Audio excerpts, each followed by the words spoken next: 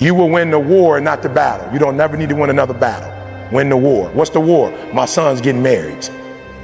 What's the war? Have enough money for create jobs for my kids. That's the war. What they do with the money, that's their battle. That's not my battle no more. You spend it wisely, that's on you. You blow it, that's on you. Take care of my wife, get her to California. That's the war. The battle is what the house looked like on the inside. That's not my fight. Whatever you want in there, have it. That's up to you. Just if I can get one room where I can put all my football helmets, all the places I spoke, all the paraphernalia, jerseys, signed jersey, I just need one wall. You can have the rest of the house. Why? Because I'd rather for you to have it the way you want it and have a marriage than to have all the rooms look like I have and be by myself.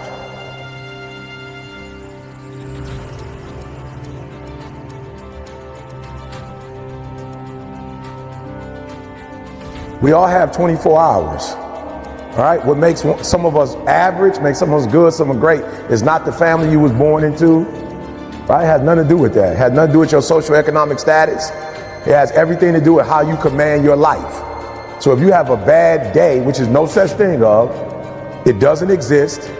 You had a bad moment and you were so immature that you let that moment dictate the rest of your day, right? And y'all not kids no more. I don't do elementary school. All right, I don't do elementary school because they really, a fifth grader, if I'm talking to a third grader, fourth grader, fifth grader, kindergartner, I don't care what I tell them, they're not at a place of maturity where they can switch their mindset. They're kids, you grown. And some of you are grown, but you're still a child. And you brag about how you're an adult. You're only an adult because of your age. You're not an adult because you command your life. You're an adult because of your age. And that's not what makes adulthood. You're not an adult because you are 18 years old, you're 25, 26. If you still kept catching temper tantrum, you still getting attitude, that means you're not an adult in that area. That means that particular area controls you, right? You almost got into a car accident over with. Car accident been over with 10 hours ago, you still pissed about it.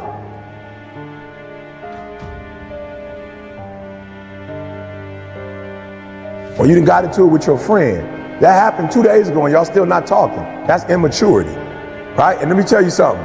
You don't know how many days you have. Like, I'm just gonna keep it 100. You don't know how many days you have left. You don't want to be wasting days.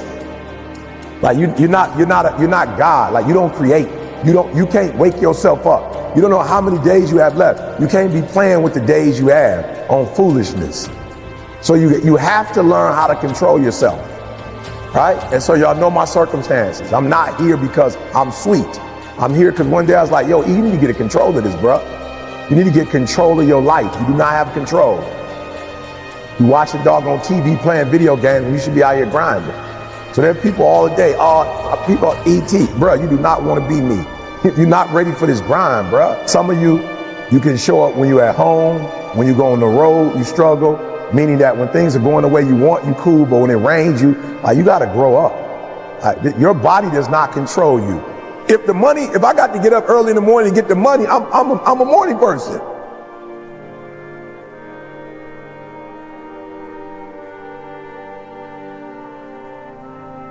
If I got to go play somebody in their hometown and they got home court advantage, I'm about to come bring the heat. Like, listen to me, like you got to stop playing.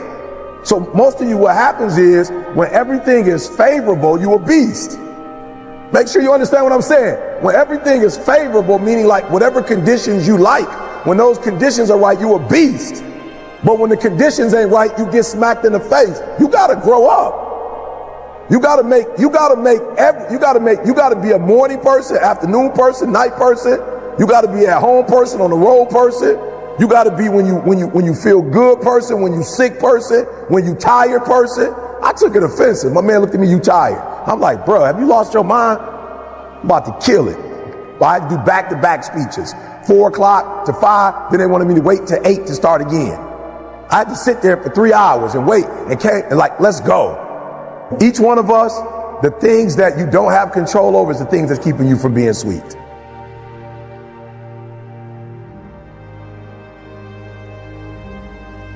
And at what point are you going to fight against that nature in you that you know?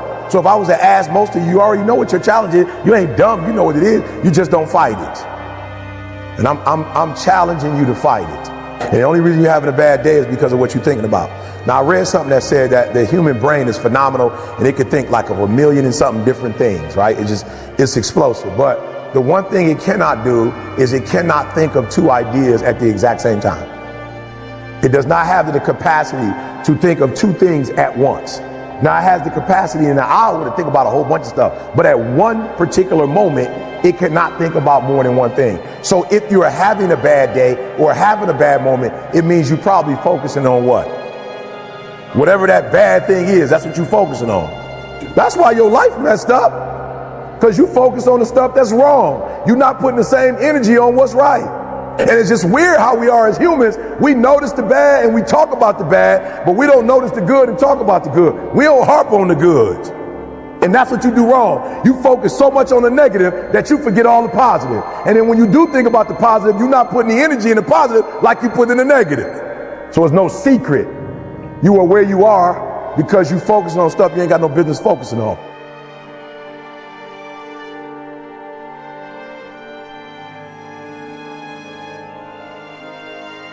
Those of you who know anything about basketball in the United States, there was a guy once named Michael Jordan. And when Michael Jordan, at the end of the year, he would win what's called the shooting contest. And so throughout the whole year, he might have averaged 32 points. He had the most points of any other basketball player as it relates to points in the game. If you paid close attention, the guy that was in second place might have averaged 30 points, and the guy under him might have averaged 29 points. Listen to me, this is important. But because Michael Jordan scored 32, he made millions more than everybody else because he was the top as it relates to scoring. For those of us who know about the game of basketball in America, for each shot is worth 2 points.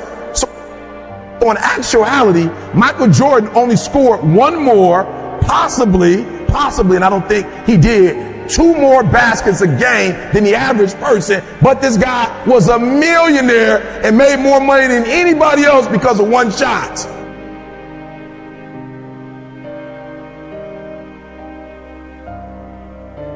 I need you to understand this. He was known around the world as one of the most popular athletes in the world, has made more money hand over foot than any athlete in the world. Why? Not because he made 10 more shots. Not because he made 5 more shots. The guy only made 1 or 2 more shots a game over the course of his career than everybody else. And he's better, makes more money, lived a better life than everybody because he sacrificed enough to get those 1 or 2 shots. And I'm telling you, you're not where you want to be financially, and it's not going to take 20 shots.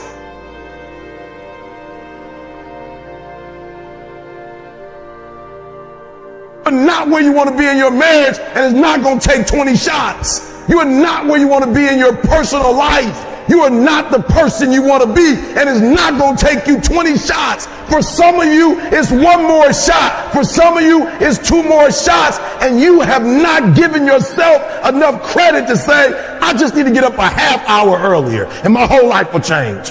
I just need to get up 1 hour early. I just need to work 1 hour longer. You stop hitting that snooze button. If you were to make that one change, that one sacrifice, you would stop dreaming and start living it.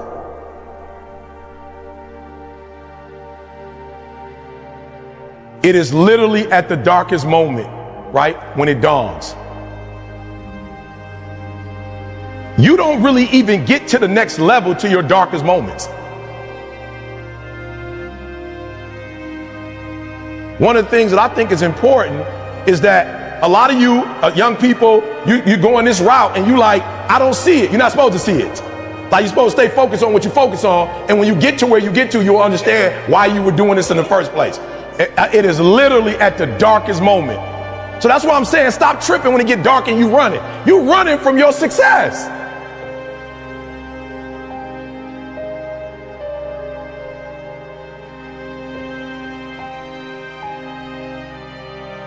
I never quit because I realized, like, why would you do something for 10 years then quit? Why would you do something for 11 years then quit? So for a lot of you, if you was gonna quit, you should have quit when you put your first grand in it. You like 20,000 deep now. You like 9,800 hours deep into it. It only takes 10,000 hours. It is not the darkest moment that's the problem. You the problem. And your perspective is the problem. You thought you was just gonna have a dream and a goal, and you was just gonna wake up and just walk into the sunset. You're like, dream, boom. It don't work like that. You have a dream, and then life punks you. Life punks you and say, do you really want this? I'm gonna give your wife MS. Do you really want this? 5 of your aunts gonna die of cancer. Do you really want this? You gonna lose friends. Do you really want this? Your mama gonna be pissed when you write the book about your family. Do you really want this?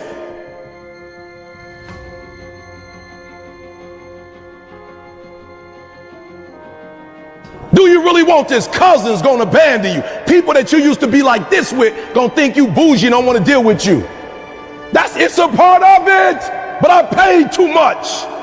If I was gonna quit, I would have quit in the abandoned building when I wanted to commit suicide and take my life. And I don't talk about that because I don't want to get nobody ideas. I should have quit when I heard my voice say, your mama don't want you. Your own daddy don't want you. Take your life.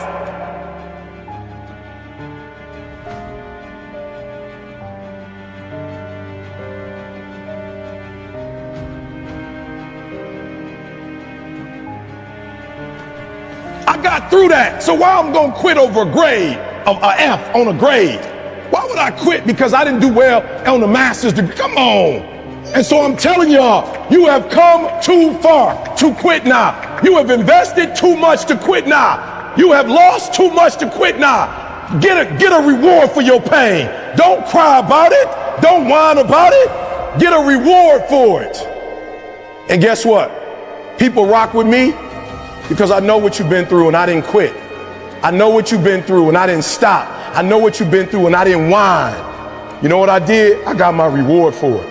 And not only did I get a reward for it, my wife got a reward for it. My kids got a reward for it. They're gonna live a different life because of what I went through. And had I quit, I would have been just like my father who left me with nothing. I'd have been just like my grandfather who quit. So I've been in circles and in families and environments where people take L's. I don't take L's no more.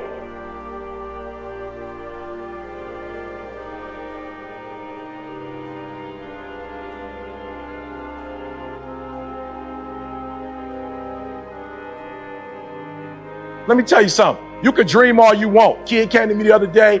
He's about 24 years old. He wants to be an animator. Everybody dogging him out. He was like, E.T., maybe my dreams are too big. I said, no such thing. Ain't nothing wrong with your dreams. Your strategy is off, though. Your dreams are great. Keep your big dreams. The people who dog you out is probably people with small dreams. Don't worry about them. You're going to run across a lot of them. You're going to run across a lot of average people who don't think big. Don't let that disturb you. Don't let that distract you. You keep your goals, but I need to know the steps. What steps are you going to take to make that happen? What you going to do on Monday? I don't see that. What you going to do on Tuesday? Like you just showing me your dream. I don't see what you doing on Wednesday. What time you getting up on Saturday? What you doing on the weekend when everybody else chilling? Show me your plan. Don't just show me your dreams. So if we going to win 58, we're going to have some steps to go with that. All doable. I walked in here, bro. Some of y'all too tall to walk in the door. You got what it, you got the athleticism. Now we need to plan.